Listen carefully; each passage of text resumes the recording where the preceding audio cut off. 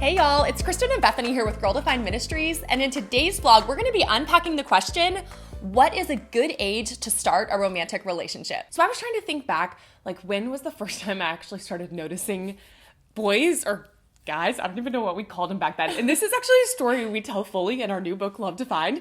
But do you remember boy in jean shorts? Yes! So I was really thinking back, and I was trying to think of the very first time I started noticing or liking guys.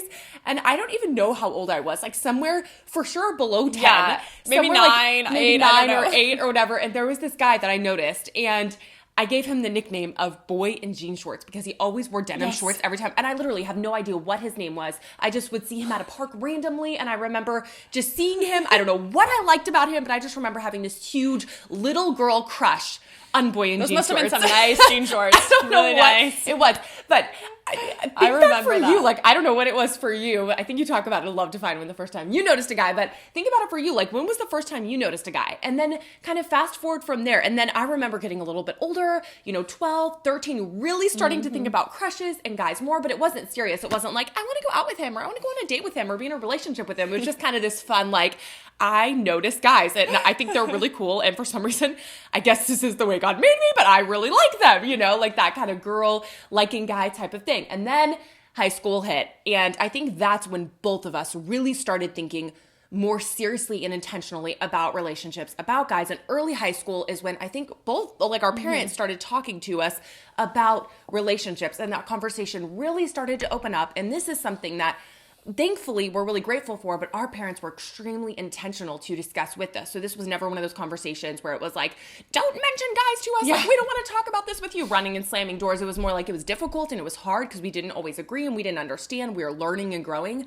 but our parents were intentional to talk about this with us. They gave us awesome books to read that they had picked out for us, like Passion and Purity by Elizabeth Elliot, or books by the Ludys, When God Writes Your Love Story. And those really helped shape us and helped us view relationships kind of from a biblical perspective. And through our parents' discipleship, we developed, I would say, some pretty strong convictions on this topic because of their intentionality with us. And so in today's vlog, we really want to unpack the question of what is a good age to start a romantic relationship, because this is something that this is a question we get frequently, especially at conferences when we speak. Girls want to know, when can I start a relationship? And so we're hoping that we can each kind of share our first relationships with you, and through that kind of give you some nuggets of wisdom to help you determine when is a good age to start a relationship. So before I tell you when I got into my first relationship and why it was at that certain time in my life, I want to kind of back up and expand a little bit on what you were saying about the time when we were in high school, young high school, learning and growing.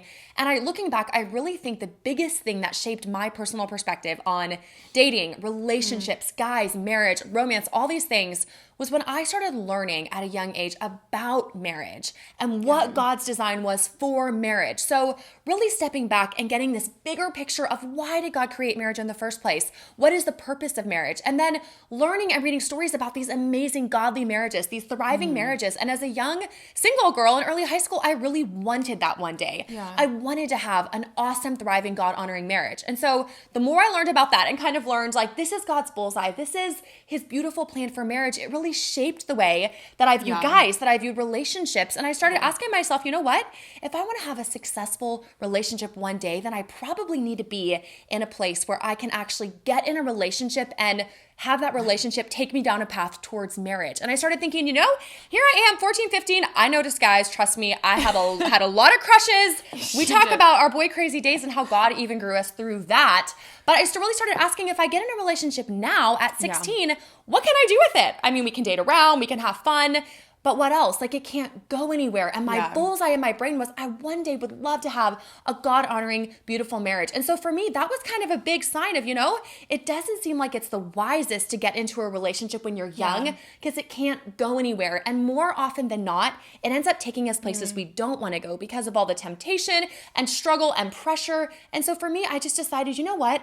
I'm going to wait to get into a relationship until I can actually do something about it, until that relationship could take me down a path that could potentially lead towards marriage. And so, there isn't a magical age, and we say that. It's not 18, 19, 25. Yes. There's no magical age. Really, for me, it was just understanding God's beautiful plan for marriage and then wanting to be at an age where I was mature and ready to pursue that, really. And so for me, it just in a nutshell, my first relationship was when I was like maybe 20.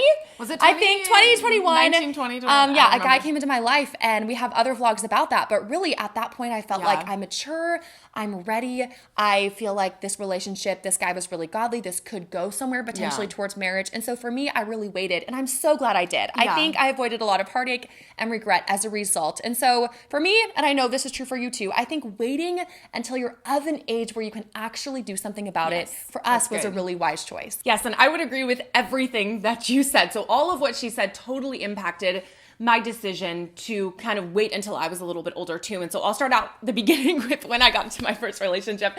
So I got into my first relationship when I was 19. So I don't even know, we might have been in relationships really close to the same time. Yeah. But I remember leading up to that point, because of what I had learned, I really wasn't honestly that anxious to be in a relationship.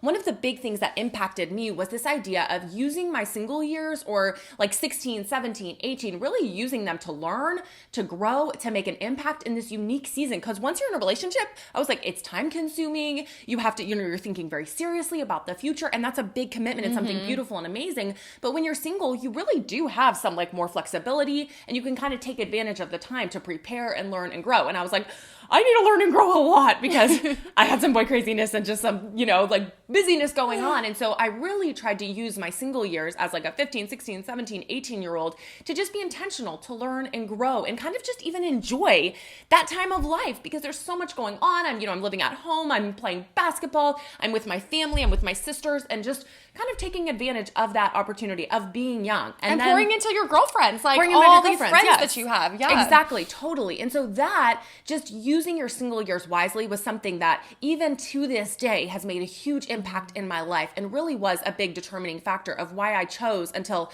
I was a little bit older, to start a relationship. And so for me, 19 wasn't a magical age. It was just an age where I was 19, and then a great guy came along, and he, approached me and said, hey, I really like you. And I'm like, well, I really like you too. And then I started thinking, like, am I ready? Like, I'm never going to be perfectly ready, but am I at a point where I could seriously consider this? Am I at a point where I'm ready to kind of move out of this singleness stage and into a relationship? And after much prayer, I was like, I feel like I'm at that point. And so for me, that was kind of the point that it came to, 19, but that wasn't the magical age. And so I would just really challenge you to think, okay, what am I doing with my single years? Am I just like wishing them away, hoping like, I hope they get away quickly so I can be in a relationship? Or are you viewing them as like an awesome blessing and a time to learn and grow, invest, build good girl friendships? Because when you view it that way, I feel like it really helps. It helped me, and I feel like it will really help you answer this question of when to start a relationship. We hope this video has been helpful. We know this is not in depth. This is not everything that you can talk about regarding dating. It's actually a very small part of it, but we just hope this video has helped you think, and we encourage you to take a step back and just ask the question, what is dating? Why did God create romance? Why did he create marriage? What would be a wise, God-honoring way to go about this? How can I best use my singleness now to impact others and to glorify God? If you just take some time to really think about that, it really will help shape your perspective and help you to do things in a more intentional way that later on you won't end up regretting. So find some awesome resources on our website, Girl Defined. We actually have written, how many blog posts? Like a million. So many blog posts about guys, romance, dating, relationships, everything. What to look for in a guy, what to not look for in a guy. Everything, girl. So check out girldefined.com/blog, and you can find so many additional resources to really help you dig into this topic. Thanks so much for watching today's video. If you liked it, give us a thumbs up. And if you want to see more from us, you can subscribe to our channel below, because we post new videos every Wednesday. I don't know what to say to start it. 100-fold true. Okay. 100-fold you. Nice. Okay. They might be like, what? Already? Like a million events and studies. Okay. Yeah. The end. I hope to see you there. If you want to see more videos from us and you love the Girl Defined channel and you want to get behind what we're doing, then we want to invite you to join us by kind of taking a deeper step and partnering with us in what we're doing here at Girl Defined. We want to invite you to become a part of the Girl Defined Sisterhood. And you can do that over on patreon.com, which is a funding platform where you can get behind our channel and say, hey, I love the Girl Defined channel. I want to pledge $1, $2, $3 per video to help them do what they're doing. So if you love these videos and you want to see this channel grow and to continue impacting you and helping you with helpful, relevant content, then we invite you to join us on Patreon and start supporting us today. And we would love that. And we would also love to have you join the Girl Defined Sisterhood. There are some fun goodies and freebies included in this whole thing too. So come on over, click the link below. We hope to see you there.